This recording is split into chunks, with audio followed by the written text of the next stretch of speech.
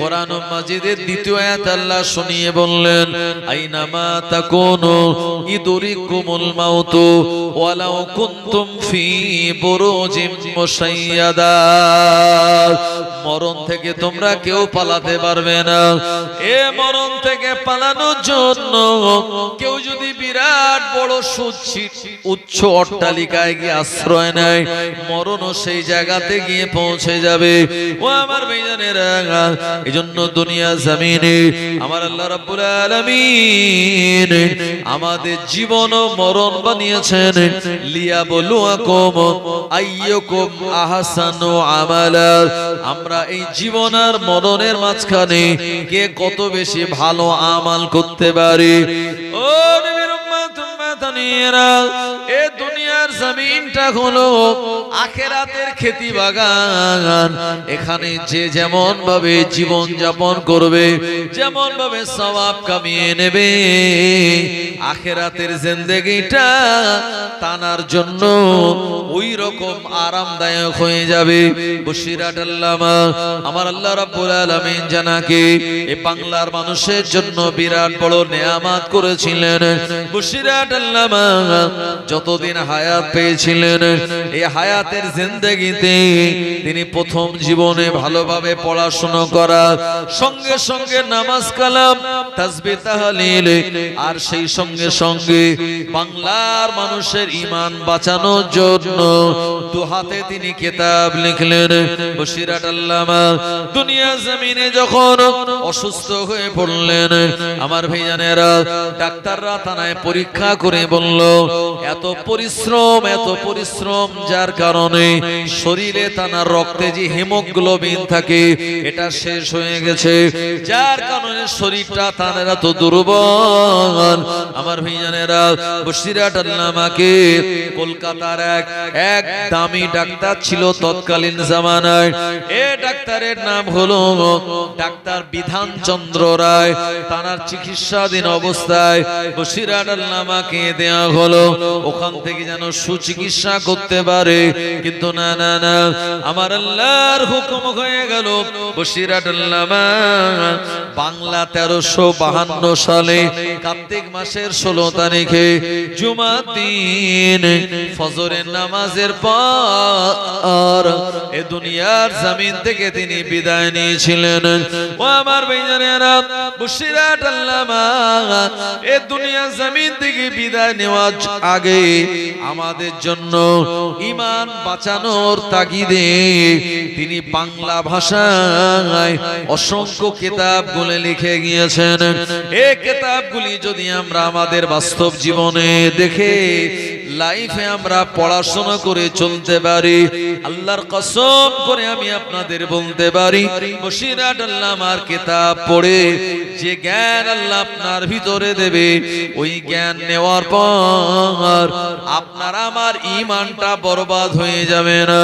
কারণ বর্তমান যুগে প্রিয় নবী সাল্লাল্লাহু আলাইহি ওয়াসাল্লামের আজ থেকে 1500 বছর আগে বলে যাওয়া ওই হাদিসের অনুযায়ী মানুষ সকালবেলা এখন মুমিন হয়, সন্ধ্যাবেলা তারা এমন কিছু কথা বলে যে কথার দ্বারা ঈমান তাদের বরবাদ হয়ে যায়।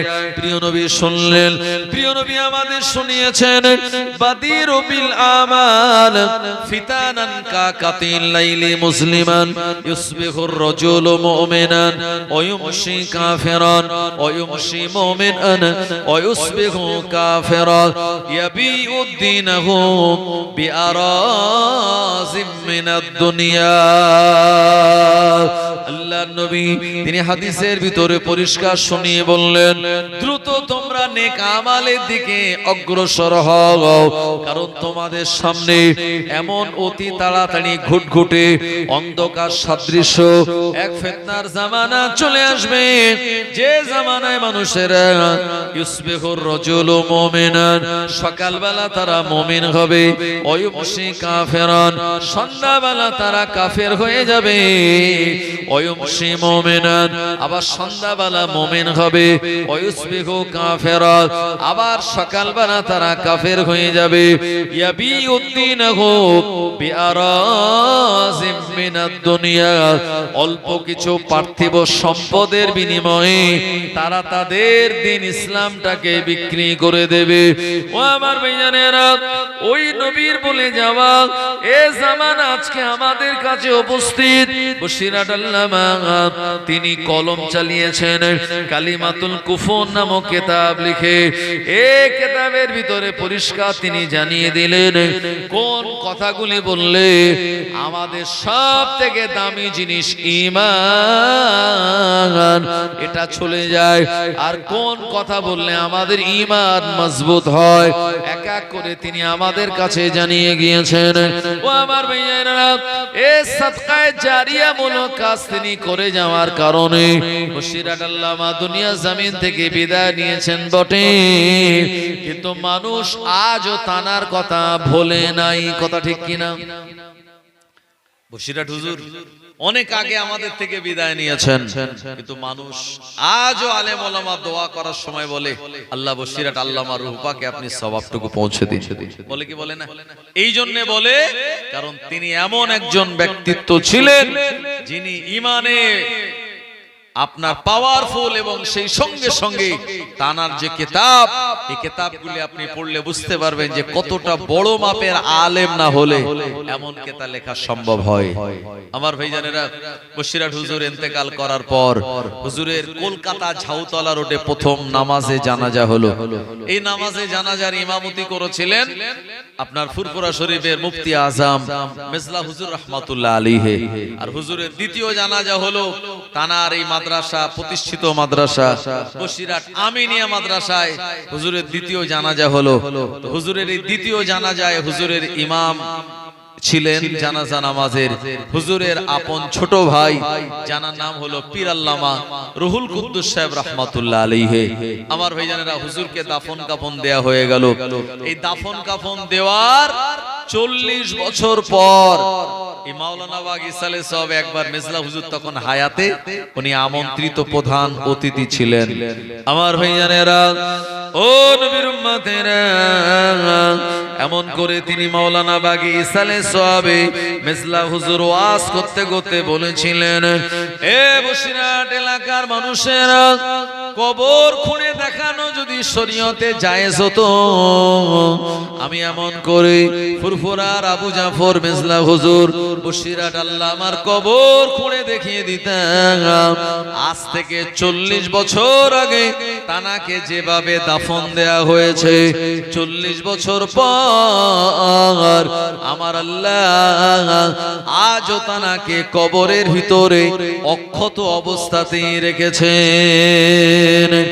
আরো জোরে বলেন সুবহানাল্লাহ। ও জওয়ানেরা, যুবকেরা, আল্লাহর ওলিয়া ওলিয়া যারা হয়, এনারা দুনিয়া থেকে পর্দা নেন, তানারা মারা যান না সাধারণ মানুষের মতো। কারণ ওলিয়া ওলিয়াদের ব্যাপারে আমার আল্লাহ রাব্বুল আলামিন কোরআন মাজিদে শুনিয়েছেন, আলা ইন্না আউলিয়া আল্লাহি লা খাউফুন আলাইহিম ওয়ালা হুম ইয়াহজানুন। আমার আল্লাহ বলেন, আলা মানে খবরদার, ইন্না আউলিয়া আল্লাহ, নিশ্চয়ই যারা আল্লাহর ওলি বান্দা, লা খাউফুন, তানাদের কোনো ভয় নাই, ওয়ালা হুম ইয়াহজানুন, এবং জীবনে কোনোদিন তারা দুশ্চিন্তাগ্রস্ত হন না। একবার প্রাণ খুলে বলুন সুবহানাল্লাহ। এই ওলিয়া ওলিয়াদের কোনোদিন ভয়ও লাগে না, আর দুশ্চিন্তাও হয় না। আল্লাহ ছাড়া দুনিয়ার কোন শক্তির কাছে তারা মাথা নত করে নাই। এই কারণে আমার আল্লাহ তাদের সম্মান আর ইজ্জতকে বাড়িয়ে দিয়েছিলেন। জোরে বলুন, আরো জোরে বলেন। আমাদের ইমামকে, আমাদের ইমাম হলেন ইমামে আযম নোমান বিন সাবিত রাহমাতুল্লাহ আলাইহি। এজন্য আমরা মাযহাবে হানাফি, কথা ঠিক কিনা? আপনি হানাফি মাযহাবের বলি তো আপনি নাভির নিচে হাত বাঁধেন। আমরা এই যে তারাবি নামাজ পড়ি 20 রাকাত, আমরা মাযহাব মানি বলি। আমরা বেতের নামাজটাকে ওয়াজিব বলি। 3 রাকাত পড়ি।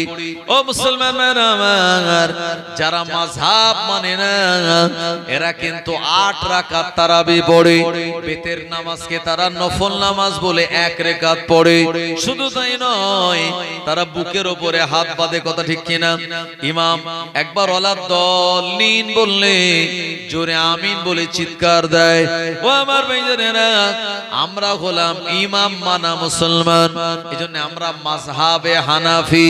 हमको नबी मिला तो रहमत लिल आलमीन मिला, और इमाम मिला तो इमाम आज़म नौमान बिन साबित मिला, ओली मिला तो गौसुल आज़म मिला, और पीर मिला तो मुजद्दिद ज़मान मिल गया। जोरे बोलें सुभान अल्लाह। ओ चार इमामेर एक इमाम, इमाम आज़म अबू हनीफा रहमतुल्लाह अलैहि এত বড় আল্লাহর ওলি বান্দা ছিলেন, জানার ইন্তেকালের ঘটনা শুনলে আপনি অবাক হবেন। আমার আল্লাহ তানাকে কেমন ইজ্জতের মৃত্যু দিয়েছিলেন। আমার ভাইজানেরা, এমন করে ইমামে আযম আবু হানিফা রাহমাতুল্লাহ আলাইহি 80 হিজরিতে তিনি দুনিয়ার ইরাকের কুফার জমিনে জন্মগ্রহণ করেছিলেন।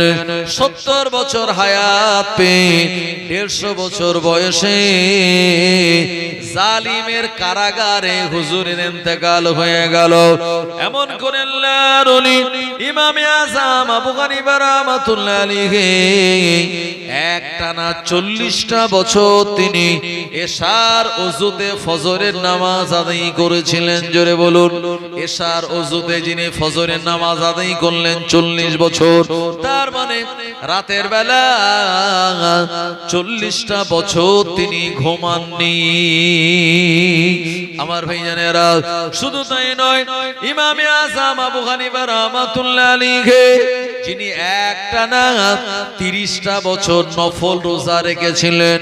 সারা বছরে 5 দিন রোজা রাখা হলো হারাম, 2টো ঈদের দিন আর বকরা ঈদের পরে আরো 3 দিন, এই 5টা দিন বাদ দিয়ে একটানা 30 বছর তিনি নফল রোজা গুলি আদায় করেছিলেন। 11 মাস রমজানের ফরজ রোজা আরো 1 মাস আদায় করলেন।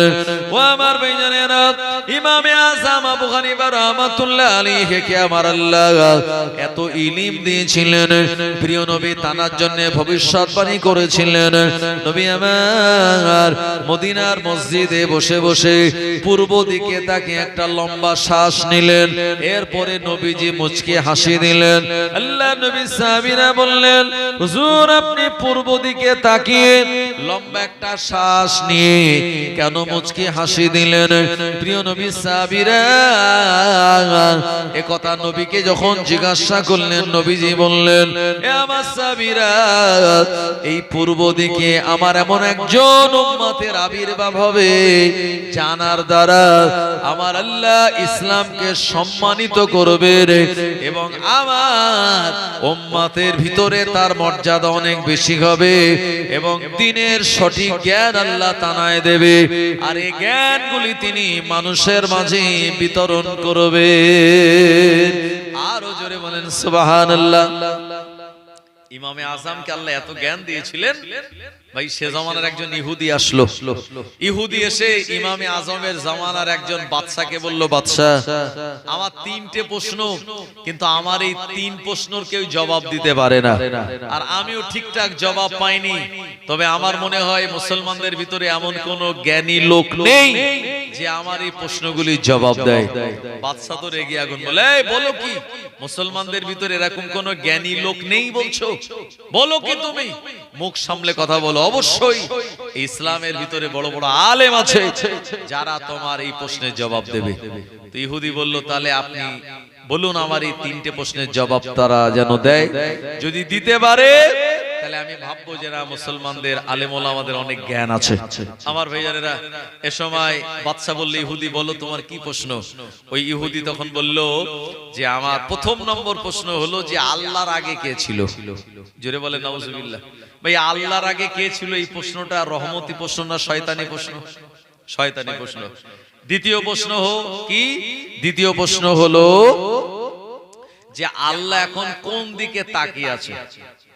আর আমার তৃতীয় প্রশ্ন হলো, তোমাদের আল্লাহ এখন কি করছে? এই প্রশ্ন তিনটে রেখেছে। আলেম ওলামারা মোটামুটি একটা জবাব দিয়েছে, কিন্তু সেই জবাবে সে সন্তুষ্ট হয়নি। বললো না না, এমন জবাব যার ভিতরে আমি লজিক খুঁজে পাইনি, সুতরাং এই জবাবে আমি সন্তুষ্ট নই। ভাই ও জামানায় তখন ইমামে আজম মোটামুটি সুনাম সুখ্যাতি তানার আছে। হুজুরের কাছে খবর গেল, হুজুর বাদশার কাছে গিয়ে বলেন, এ বাদশা শোনেন, এক কাজ করেন, একটা দিন ঠিক করেন, আর সেই দিনে বিরাট বড় একটা স্টেজ বানাবেন, আর এই স্টেজটা বড় থাকবে কিন্তু চেয়ার মাত্র থাকবে একটা। ওই স্টেজে একটা ছাড়া দুটো চেয়ার যেন আর না থাকে। আর জনগণকে আপনি অ্যালাউন্স করে বলুন অমুক দিন এইরকম একটা বিরাট বড় মজলিসের আয়োজন করা হবে। এখন ওই মেম্বারের উপরে আপনি একটা মোমবাতি রাখবেন, আর একটা দেশলাই রাখবেন, আর একটা চেয়ার, এছাড়া আর কিচ্ছু রাখবেন না। আপনি অ্যালাউন্স করুন চারিদিকে, জনগণকে আগে ভাগে বলুন, তারা যেন সব চলে আসে এই জায়গাতে। আমার ভাইজানেরা, ইমামে আজম আবু হানিফা রাহমাতুল্লাহ আলাইহি ওই বাদশা নামদারকে যখন এই কথাটা শুনিয়ে দিল, এ সময় বাদশা নামদার আমার ভাইজানের একটা বিরাট বড় স্টেজ বানালো।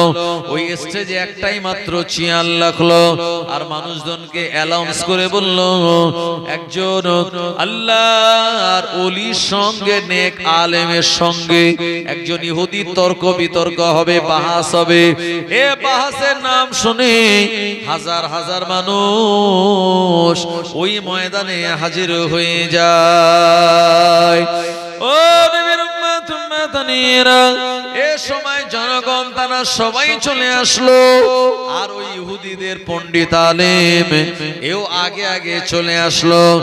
আর আগে সে স্টেজের উপরে বসে, স্টেজে যে একটা চেয়ার ছিল, ওই একটা চেয়ার সে দখল করে বসে গেল। আপনাদের স্টেজে যেমন অনেকগুলো চেয়ার, ওই একটা চেয়ার সেখানে, ওই একটা চেয়ারে সেই লোকটা মানে ইহুদিদের যে পণ্ডিত, সে ওই একটা চেয়ারে বসে গেল। আর ইমামে আজমের একটু আসার কথা তাড়াতাড়ি, কিন্তু হুজুর এসছে লেটে, সবাই একটু বিচলিত।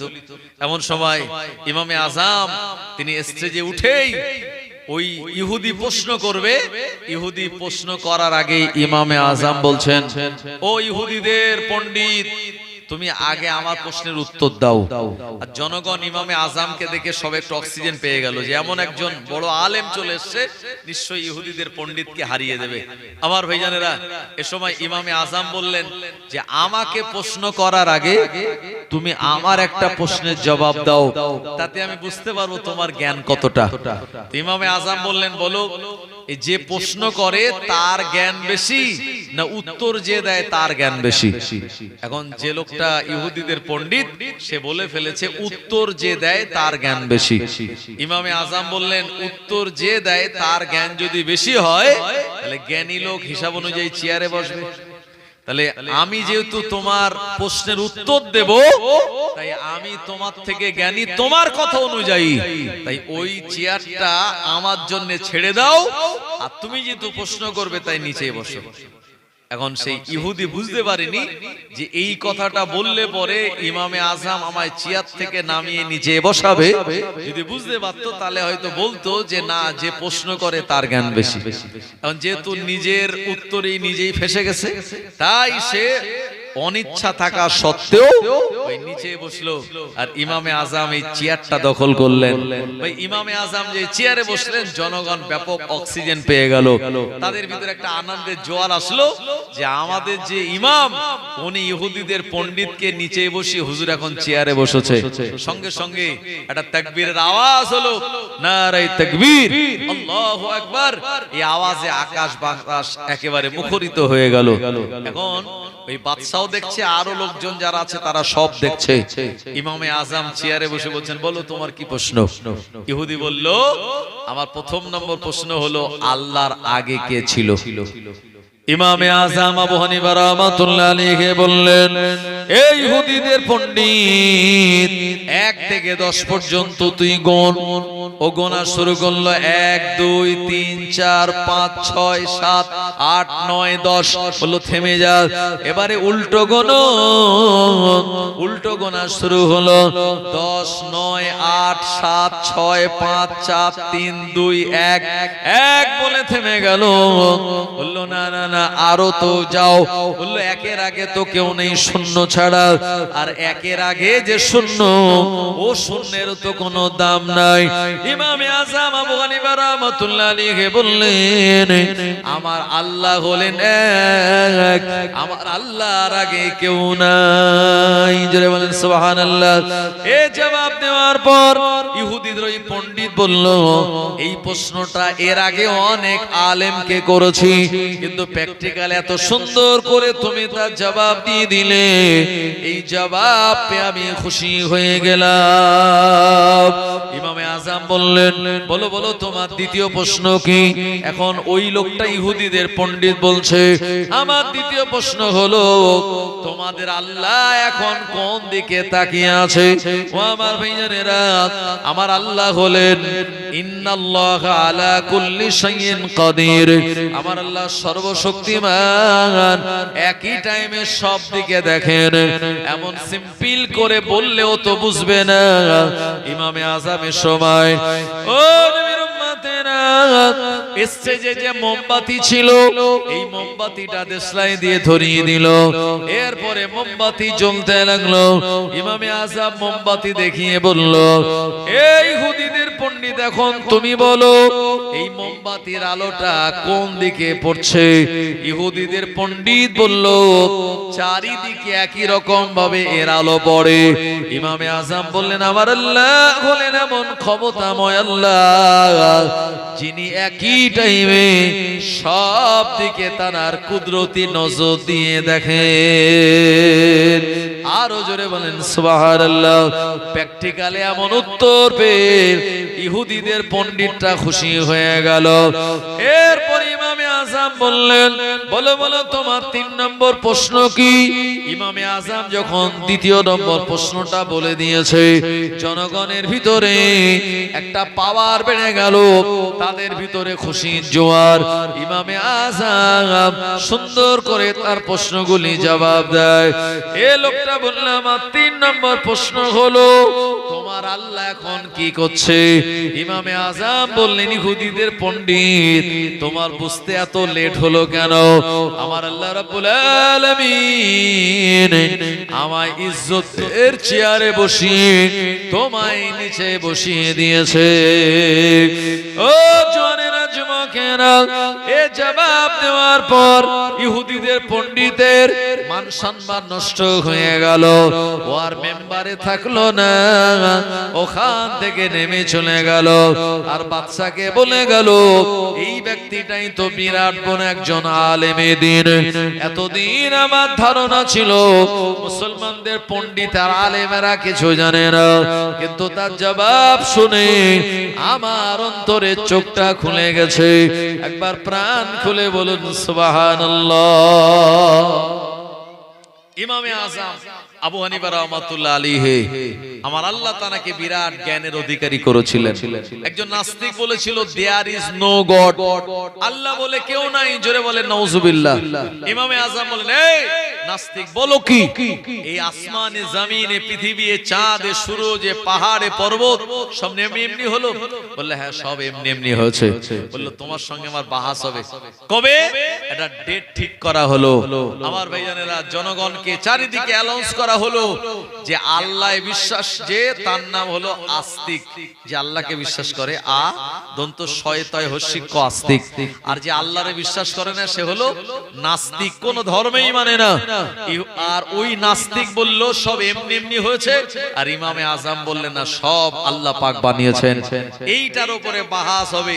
আর বাহাস মানে তো লোকজন জলসা থেকে এমনি বেশি, অনেক লোকজন হাজির হয়ে গেল, সেখানে একটা স্টেজ করা হলো। আর ওই যে নাস্তিক সে আগে ভাগে সকাল সকাল চলে এসেছে, আর ইমামে আযমের যে টাইমে যাওয়ার কথা সেই টাইম থেকে হুজুর ইচ্ছা করে একটু লেট করে গেছে। ভাই আমার এখানে আসার কথা ছিল 9টায়, আমি ঠিক 9টায় মাশাআল্লাহ ঢুকে গেছি, আল্লাহ নিয়েছে আমায়। আমার ভাইজানেরা, এখন আমার আসার কথা 9টায়, আমি যদি এখানে 10টায় আসি কমিটির লোক রেগে যাবে কি যাবে না, যে হুজুরের কোনো কাণ্ডজ্ঞান নেই। হুজুরের আসার কথা 9টায় আর এসেছে 10টায়।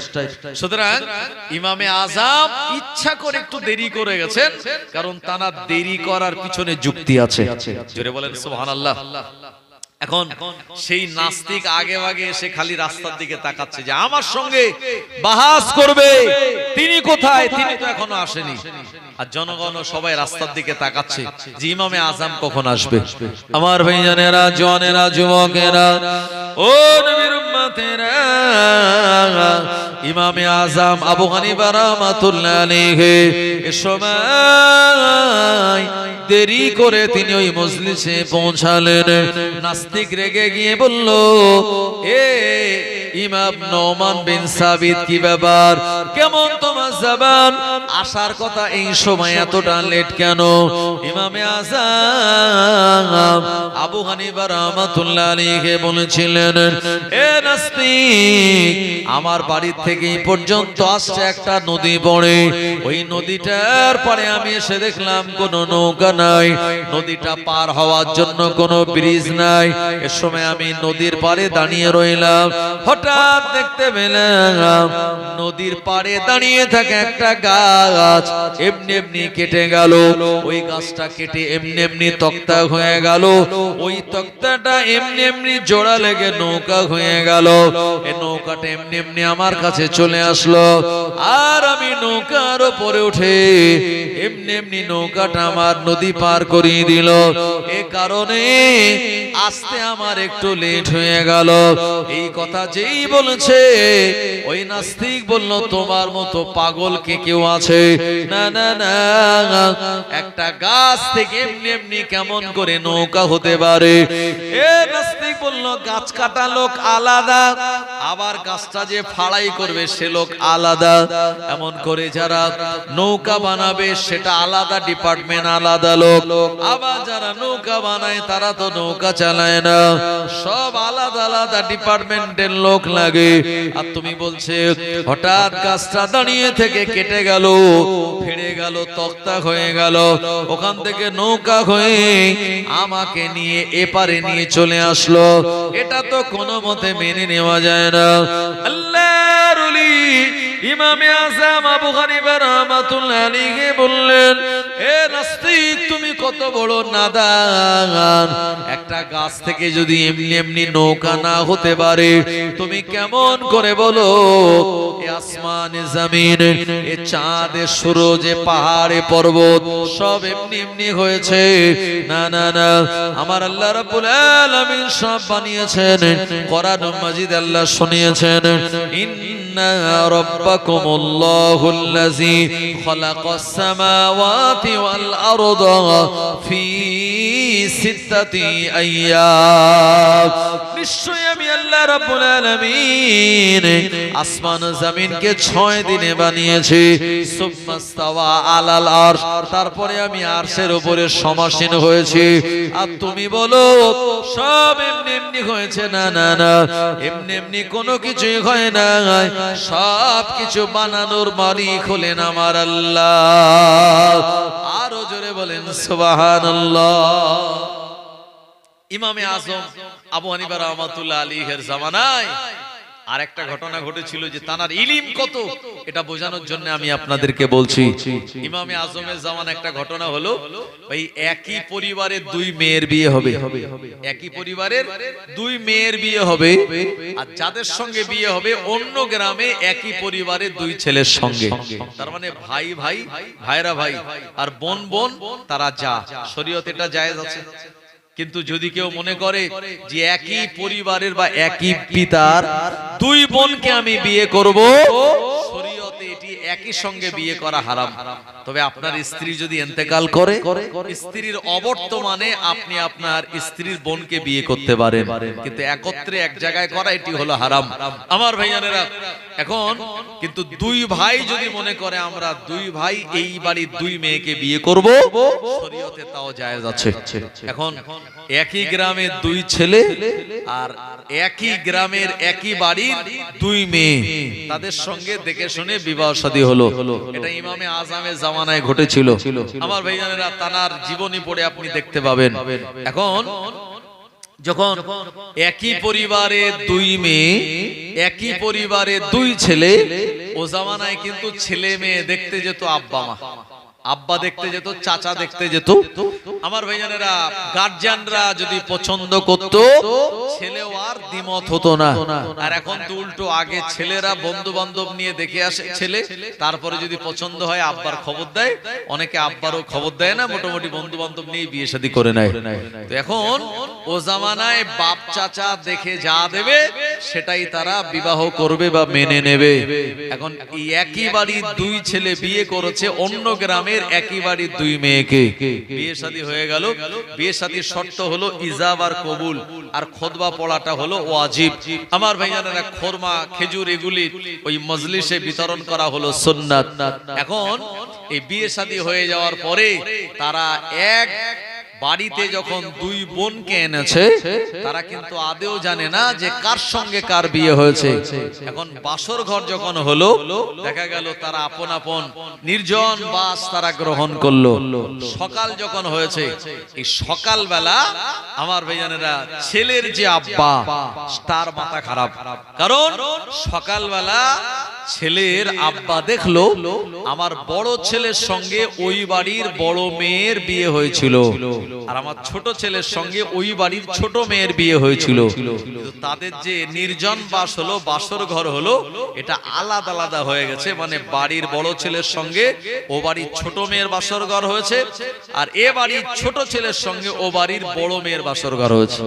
বুঝতে পারছেন ব্যাপারটা? এটা জটিল। হ্যাঁ, ভাসুর ভদ্র বউ। আমার ভাইজানেরা, এই সম্পর্কটা হারাম। কারণ যার সঙ্গে বিয়ে হয়েছে সেই হলো বৈধ বিবি, আর বিয়ে যার সঙ্গে হয়নি সে তো বিবি নয়।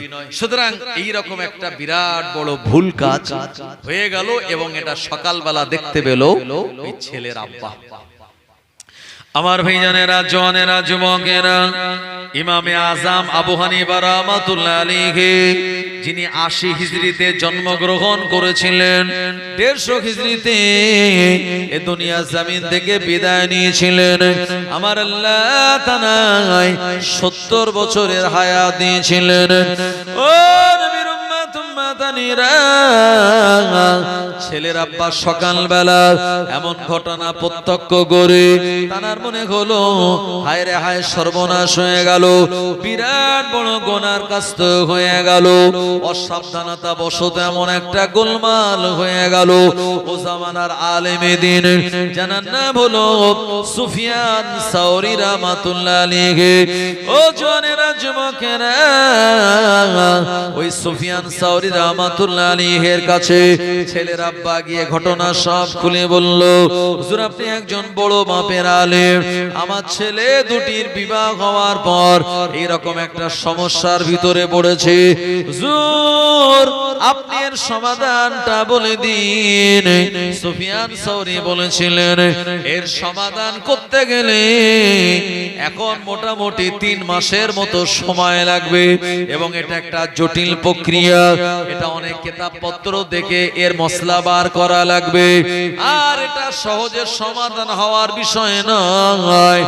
তোমার সন্তান দুটি তো জিনার কাজে লিপ্ত হয়ে তার গুনাহ হয়ে গেল। আমার ভাইজানেরা, সুফিয়ান সাওরী রাহমাতুল্লাহ আলাইহির কাছ থেকে এমন উত্তর পাওয়ার পর ছেলের আব্বার মনটা বড় খারাপ হয়ে গেল। ছেলের আব্বা এই সময় চিন্তা করে এই মসলার মীমাংসার জন্য, সমাধানের জন্য কোন জায়গায় আমি কার কাছে যাই। ও নবীর উম্মতেরা, ইরাকের কুফার জমিনে নোমান বিন সাবিত রাহমাতুল্লাহ আলাইহির নাম মনে পড়ে গেল। ইমামে আযম নোমান বিন সাবিদের সংবাদ পেয়ে ওই ছেলের আব্বা ওই জায়গাতে হুজুরের কাছে গিয়ে দেখা করলেন।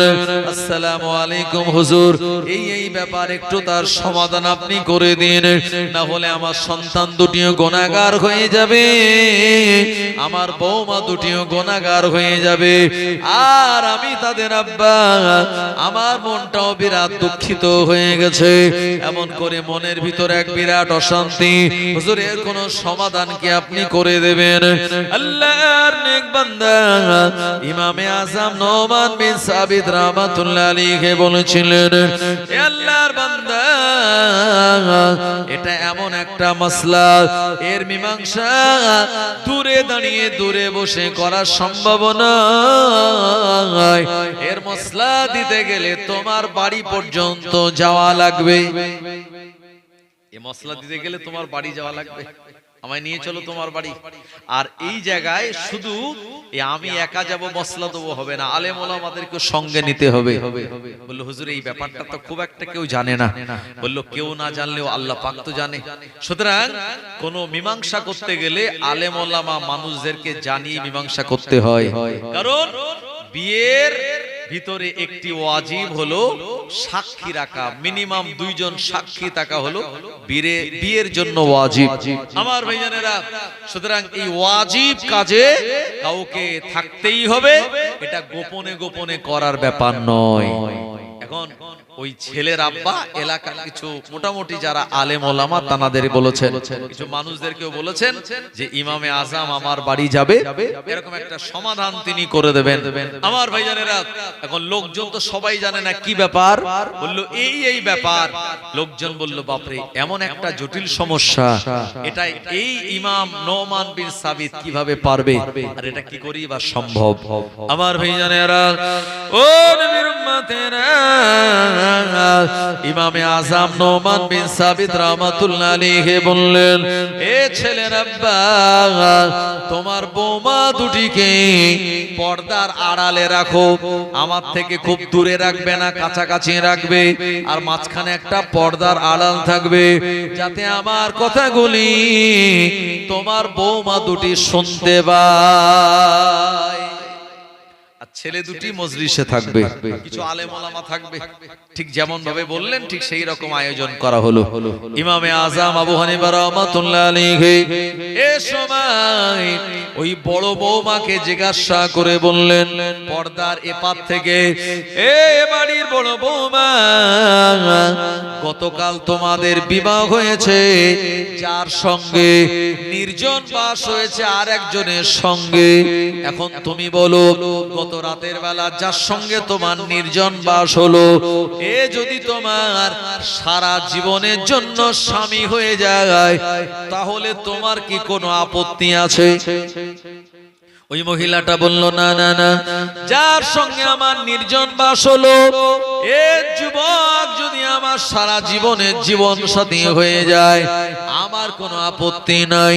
আমার ভাইজানেরা, এই মেয়েটা যখন সম্মতি দিল, এমন কথা বলল, এরপর ইমামে আযম ওই ছেলেটাকে বললেন, এ বাড়ির ছেলে, একবার বলো তোমার সঙ্গে যার গত রাতের বেলা নির্জন বাস হলো, এ যদি তোমার সারা জীবনের বিবি হয়ে যায়, তোমার এনি প্রবলেম?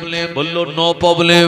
এরপরে দ্বিতীয় মেয়েকে জিজ্ঞাসা করলো, এ বাড়ির ছোট বৌমা, একবার বলো যার সঙ্গে তোমার গত রাতের বেলা নির্জন বাস হলো, এই ছেলেটা যদি, মানে এই বাড়ির বড় ছেলেটা যদি তোমার সারা জীবনের স্বামী হয়ে যায়, কোন রকমের আপত্তি প্রবলেম আছে নাকি?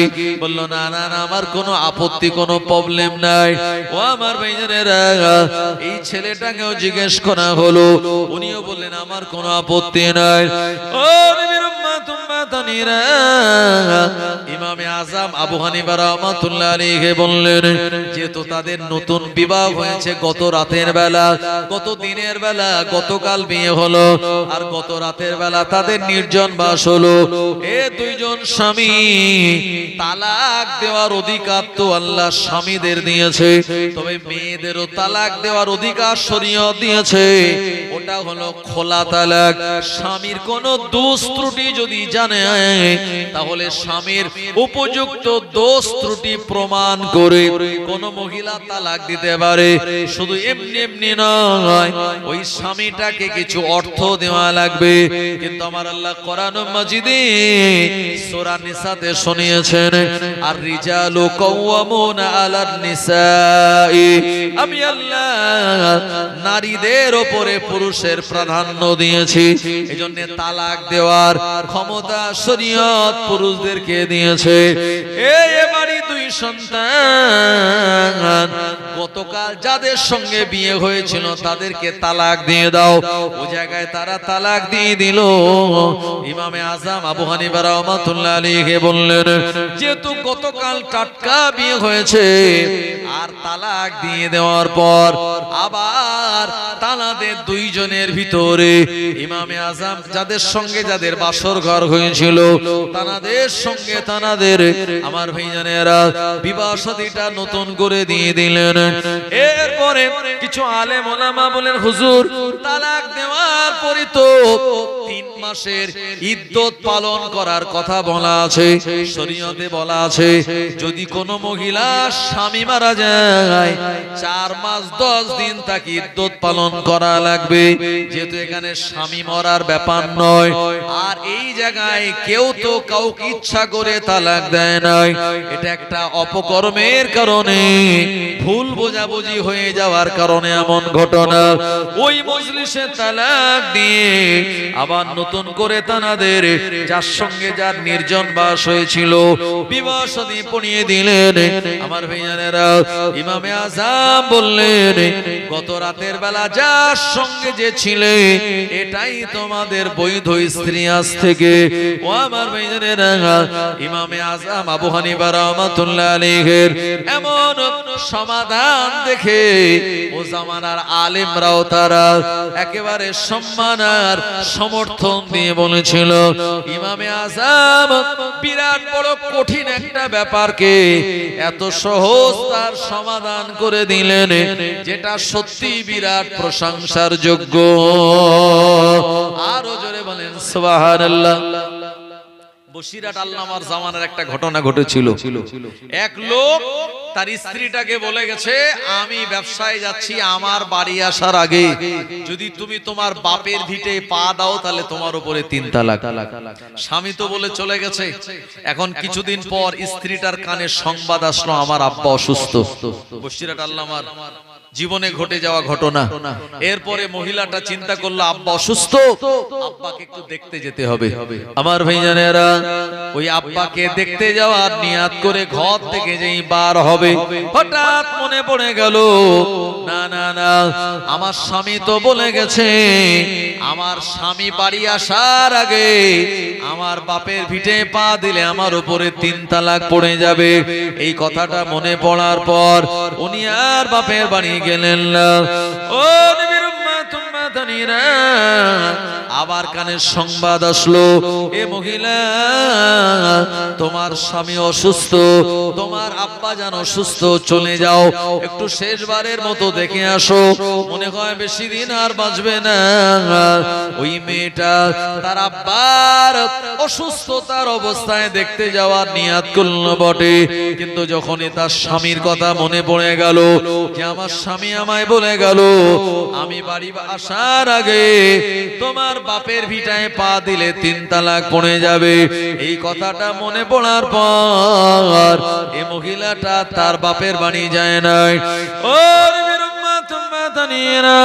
ও সোনা মানিকেরা, এমন করে কিছুদিন পেরিয়ে যাওয়ার পর হঠাৎ ওই মহিলার কানে সংবাদ আসলো, এ মহিলা, তোমার আব্বা যেন এতদিন অসুস্থ থাকার পর এখন তিনি ইন্তেকাল করেছেন, আর দুনিয়াতে হায়াতে নাই। ওই মহিলা, ওই মেয়েটা আব্বা জানের মরণের কথা শুনে ইন্না লিল্লাহি ওয়া ইন্না ইলাইহি রাজিউন পড়ে আর ঘর থেকে বেরিয়ে পড়ল আব্বার চেহারা মরা মুখটা দেখার জন্য। ও আমার ভাইজানেরা, এরপরে আব্বার চেহারা দেখলো, দাফন কাফন হয়ে গেল, মহিলা বাড়ি চলে আসলো। এলাকার মানুষেরা জানতো তার স্বামী শর্ত দিয়ে গেছে, আমি বাড়ি আসার আগে তোমার বাপের ভিটে পা দিলে 3 তালাক। ও আমার ভাইজানেরা, এলাকার মানুষরা বলল, যুবক, তোমার এই বিবির উপরে তো তালাক পড়ে গেল, কারণ তোমার শর্ত ছিল তোমার বাড়ি আসার আগে সে যদি তার বাপের ভিটায় পা দেয় তাহলে 3 তালাক। সুতরাং এই বিবিকে নিয়ে ঘর করা যাবে না, এই বিবি তো তালাক হয়ে গেল।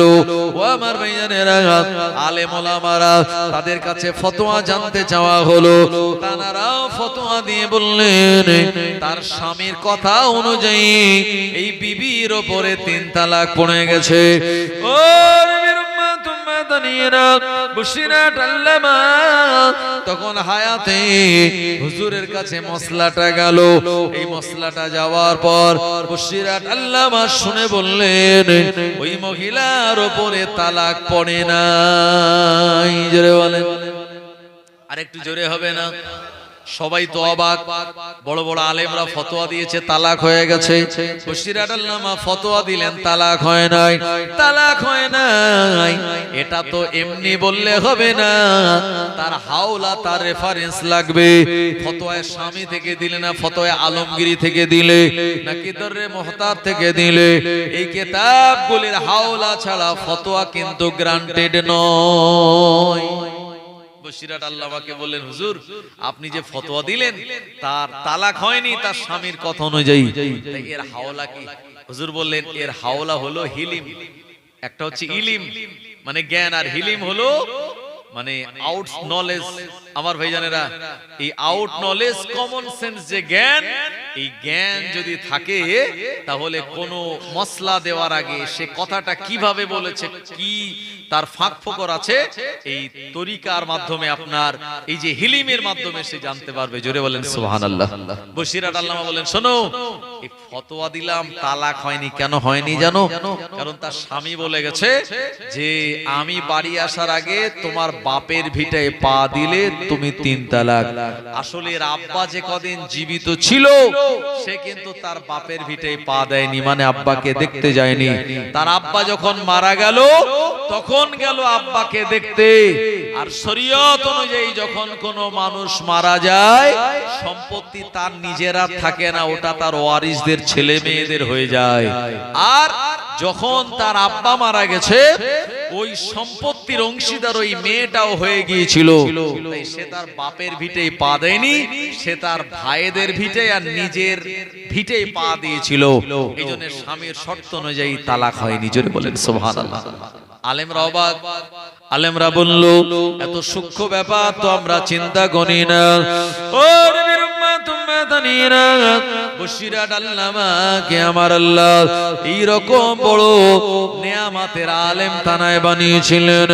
শুধু ইলম নয়, ইলমে জাহিরি, ইলমে বাতিনি, ইলমে লাদুনি এবং হিলিম আমার আল্লাহ তানার ভিতরে দান করে দিয়েছিলেন। আরো জোরে বলেন সুবহানাল্লাহ। ও নবীর উম্মত উম্মাতানিরা, বশিরাত আল্লামার জীবনী পড়লে আপনি পেয়ে যাবেন। হুজুর আমার তিনি একটি সময় জলসা করার জন্য যাচ্ছেন, দিনের বেলায় বেরিয়েছেন সকাল সকাল। ও আমার ভাইজানেরা, এই জলসাটা ছিল নদী পেরিয়ে, নদী পেরিয়ে জলসা। তো হুজুর একটু সকাল সকাল বেরিয়েছেন, যেহেতু নদী পেরিয়ে জলসা অনেকটা রাস্তা যেতে হবে। তো বশিরাত আল্লামা তিনি নৌকায় উঠে দেখছেন যে প্যাসেঞ্জার তখনও আসেনি। এই প্যাসেঞ্জার পরিপূর্ণ ফুল হবে, তারপরে নৌকাটা ছাড়া হবে। হুজুর চিন্তা করছেন যে আমি সারাদিন এই কিতাবপত্র লিখি, রাতের বেলা ওয়াজ ও নসিহত করি, তো আমার একটুখানি রেস্ট নেওয়ার দরকার, আমার একটু বিশ্রাম নেওয়ার দরকার। তো বসিরাট আল্লামা তখন ওই নৌকার মাথার দিকে একটা সাইডে গিয়ে একটুখানি তিনি বিশ্রাম করার নিয়েতে এই ডান কানের নিচে তিনি তানার এই ডান হাতটা দিয়ে একটু ঘুমিয়ে পড়েছেন। আর মাঝিকে বলছেন, বাবা লোকজন সব আসুক, নৌকা যখন ভর্তি হয়ে যাবে আমাকে একটু ডেকে দিও, টুক করে আমি বসে যাব আর ওপারে চলে যাব। আমার ভাইজানেরা, ও নবীর উম্মতেরা, বসিরাট আল্লামা রাত জাগা মানুষ, তিনি নৌকার একটা সাইডে ঘুমিয়ে পড়েছেন। এরপরে আকাশ পরিষ্কার, বিরাট ঝড় পানি, কোনো আবহাওয়া ওয়েদার এমন নয়, শুকনো ওয়েদারে আবহাওয়ায় খানিকক্ষণ পর নৌকার মাঝি বলে বিরাট একটা নদীতে ঢেউ উঠলো, এমন বিরাট বড় ঢেউ, এই ঢেউয়ের কারণে নৌকাটা টলমল টলমল করে, অথচ ওয়েদার ভালো, আকাশে সূর্য আছে, এমন করে হাওয়া তেমন বয় না। হঠাৎ করে নদীতে এত ঢেউ কেন? নদীতে এত ঢেউ ওঠার কারণ কি? মাঝি নিজেও এটা বুঝতে পারে না। ও নবীর উম্মত মাদানিরা, বসিরাট আল্লামার ঘুমখানা ভেঙে গেল। এ সময় দেখতে পেলে নৌকাটা টলমল করে, নৌকাটা বিরাট দোলে। বসিরাট আল্লামা দেরি না করে আমার ভাইজানেরা তিনি তানার হাত দুটো গুটিয়ে নিয়ে ওই পানির ভিতরে তিনি তানার হাত দুটো প্রবেশ করিয়ে দিলেন।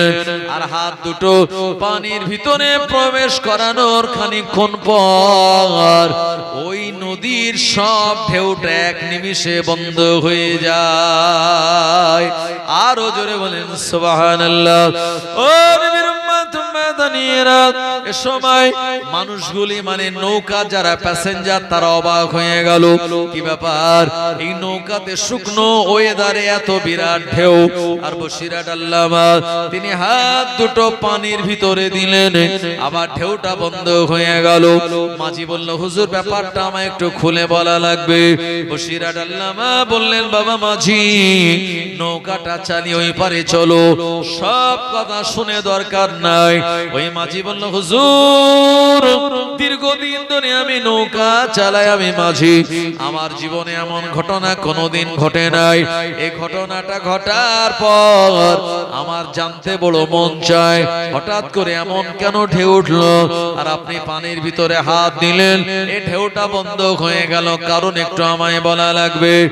ও নবীর উম্মত মাদানিরা, এ সময় বসিরাট আল্লামা বললেন, বাবা মাঝি, এই কথাটা সবার সামনে বলা যাবে না, এই কথাটা আমি তোমায় একা পার্সোনাল বলতে পারি, তবে নৌকাটাকে ওপারে নিয়ে চলো। নৌকা যখন ওপারে নিয়ে গেল, আর সময় যখন প্যাসেঞ্জারেরা নৌকা থেকে নেমে পড়লো, ওই মাঝি তখন বলল, হুজুর একবার আপনি আমায় বলুন এমনটা কি করে সম্ভব হলো? বসিরাট আল্লামা বললেন, এ বাবা মাঝি,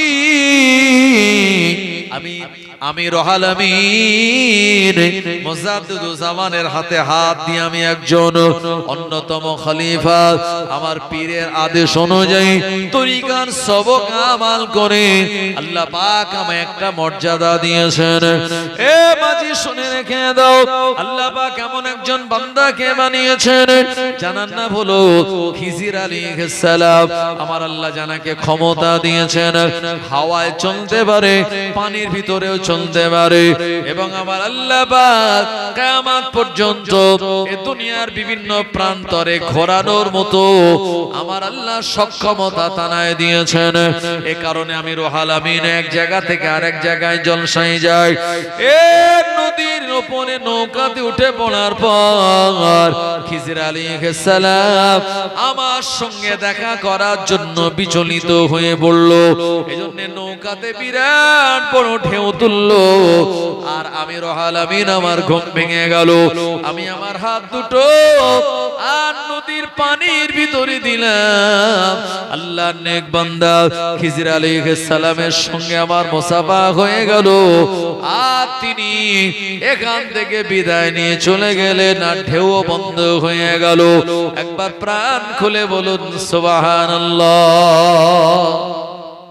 আমার ভাইজানেরা, সেই বসিরহাট আল্লামা জানাকে আল্লাহ এত বড় নিয়ামত করেছিলেন। এই আপনারা সেই বসিরহাট সাব ডিভিশনের মানুষ, আপনাদেরও কপাল ভালো, নসিব ভালো, এমন এলাকার মানুষ আল্লাহ আপনাদেরকে বানিয়েছেন। বসিরহাট আল্লামাকে মানেন তো আপনারা ভাই? জি, যিনি বিরাট বড় একজন আল্লাহর নেক বান্দা ছিলেন, যিনি মরণের পরেও কবরের ভিতরে জিন্দা, ওলিয়া উলিয়ারা তানার ব্যাপারে বলেছেন। আমার ভাইজানেরা, বসিরহাট আল্লামার জীবনী আপনি পড়ে দেখবেন, আপনার গায়ের লোম খাড়া হয়ে যাবে। ফুরফুরা শরীফের মুজাদ্দিদুজ্জামান দাদা হুজুর পীর কেবলা রাহমাতুল্লাহ আলাইহির সঙ্গে বাংলাদেশে গিয়েছিলেন, আর দিনের বেলা মাহফিল ছিল। এ সময় মুজাদ্দিদুজ্জামান তিনি বললেন, বাবা তোমরা সব বসে যাও, আমি কোরআন ও হাদিস অনুযায়ী কিছু আলোচনা করব। এখন কিছু আপনার বদমাইশ লোক, মানে যারা দাদা হুজুরকে আসলে মানে না, বসিরহাট আল্লামাকে মানে না, এরা কিছু প্রশ্ন সব লিখে এনেছে, কঠিন কঠিন প্রশ্ন, যে বাংলার আবু বকর কত বড় আলেম, আমরা একটু সবাই চেক করে দেখব। এখন প্রশ্নগুলো এনে বলছে, হুজুর আমাদের কিছু প্রশ্ন আছে, তার জবাব দিতে হবে। এ সময় মুজাদ্দিদুজ্জামান বলেন, বাবা তোমরা বসো, তোমাদের সব প্রশ্নের জবাব আমি দিয়ে দেব। এখন যারা প্রশ্ন সব সিরিয়ালি 1 নম্বর 2 নম্বর 3 নম্বর করে নিয়ে গেছে, চিন্তা করছে যে আমরা এই প্রশ্নগুলো বলবো, তারপরে আবু বকর জবাব দেবে। এইজন্য প্রশ্নটা তারা পকেটে নিয়ে বসে আছে। আমার ভাইজানেরা, ও নবীর উম্মত উম্মতানিরা, ফুরফুরা শরীফের মুজাদ্দিদুজ্জামান মাহফিলে উঠে তিনি আর ওই এক এক করে সিরিয়াল অনুযায়ী তাদের প্রশ্নের জবাব দিয়ে ওয়াজ করা শুরু করলেন।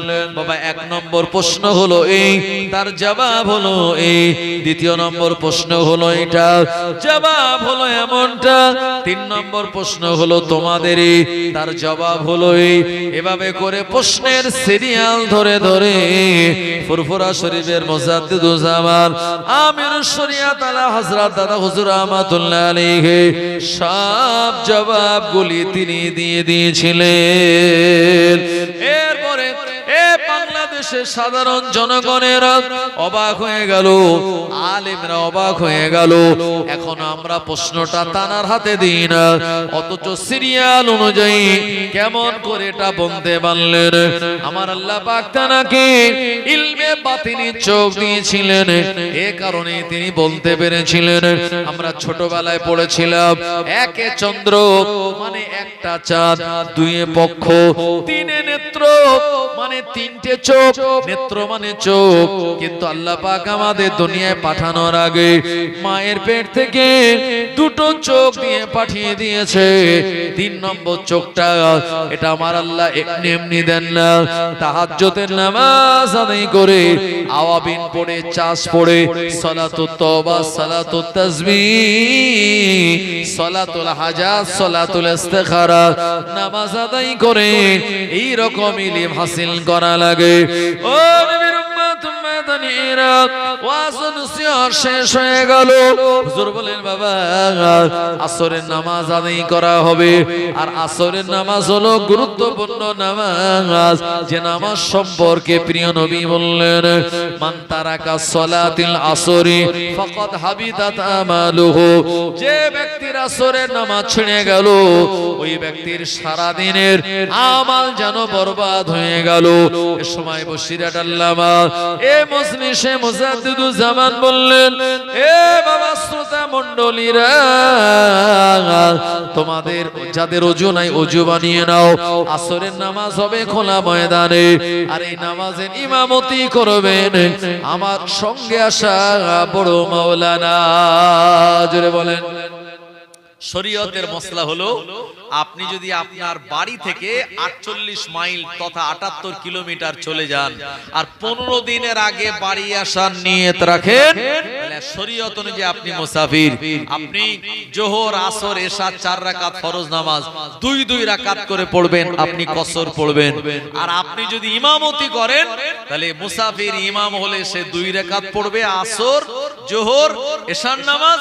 আর বাকি যারা মুসল্লিরা মুকিম, তারা 4 রাকাত নামাজ কমপ্লিট করবে। আর মুসাফির যদি জামাতে আদায় করে নামাজ, তাহলে সে 4 রাকাতই পড়ে নেবে। আমার ভাইজানেরা, এখন এই বাংলাদেশের আলেম ওলামা বলছে, বসিরহাট আল্লামা উনি তো হলেন মুসাফির মানুষ, উনি যদি ইমামতি করে আসরের নামাজ, তাহলে তো 2 রাকাত পড়বে, আর আমরা আবার পরে 2 রাকাত পড়বো। কিন্তু শরীয়তের মসলা হলো, মুকিম ইমাম যদি থাকে, মুসাফির ইমামতি করতে পারবে না। তাহলে আমরা মুকিম ইমাম আছি, আর আমাদের ইমামতি করতে না দিয়ে বসিরহাট আল্লামাকে কেন ইমামতি করতে দেয়া হবে? আমার ভাইজানেরা, ও নবীর উম্মতেরা, মুজাদ্দিদুজ জামান বললেন, ইলমের জ্ঞান অনুযায়ী আমি তোমাদেরকে বলি, আজকের সব থেকে আমার পরিযোগ্য ব্যক্তি হলো বসিরহাট আল্লামা। দুরূদ শরীফ আল্লাহুম্মা।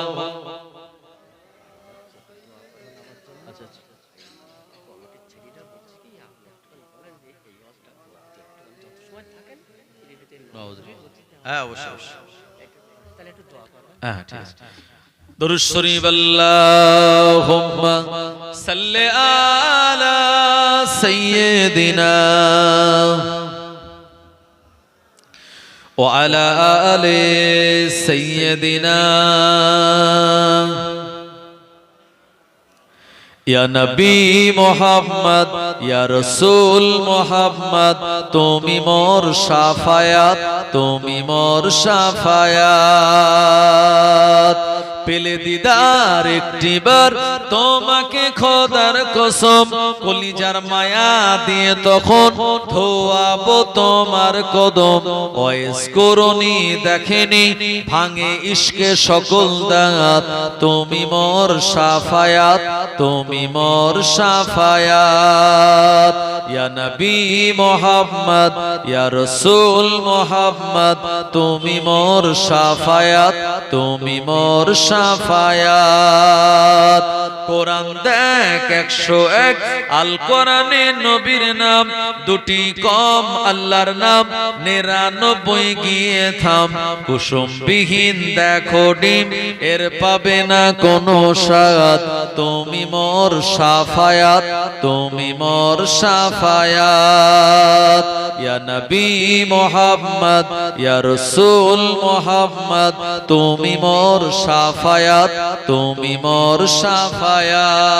আল্লাহুম্মা সাল্লি আলা সাইয়্যিদিনা ওয়া আলা আলি সাইয়্যিদিনা।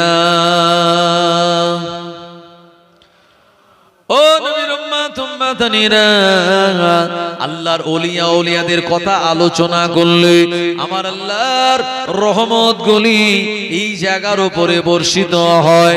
আল্লাহর ওলিয়া ওলিয়াদের রূহানি দোয়া পাওয়া যায়। এই কারণে আমি ওলিয়া ওলিয়াদের মর্যাদা বলছি।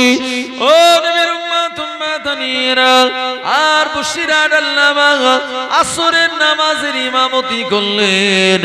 আলেম ওলামারা ধরে বলল, বাংলার পীর আবু বকর মুকিম ইমাম থাকার পরেও মুসাফির কি ইমামতি করতে দিল?